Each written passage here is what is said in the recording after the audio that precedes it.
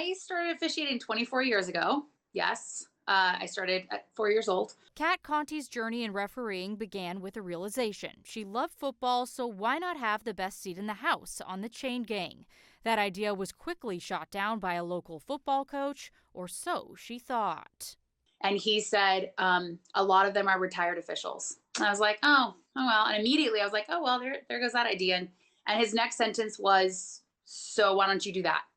And I literally remember laughing out loud. But through that laughter, something stuck. She ended up attending an orientation meeting for high school officials and never looked back, even if she looked different.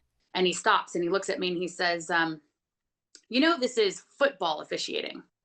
And I said, yeah. And he said, contact sport. I said, yeah.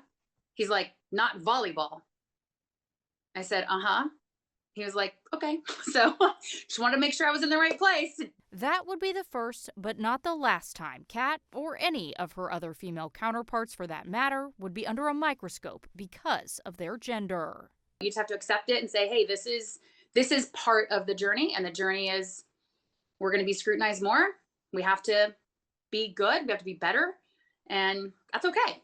Kat says there are far more inspiring moments, though, that outweigh the weight of those expectations. I've had a coach who has been obviously coaching for probably 50 years, right?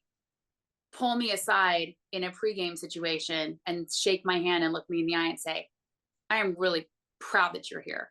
And I've got daughters and I've got granddaughters. There's enough of that you go, okay, this matters. Reporting in Las Vegas, I'm Brenna Green.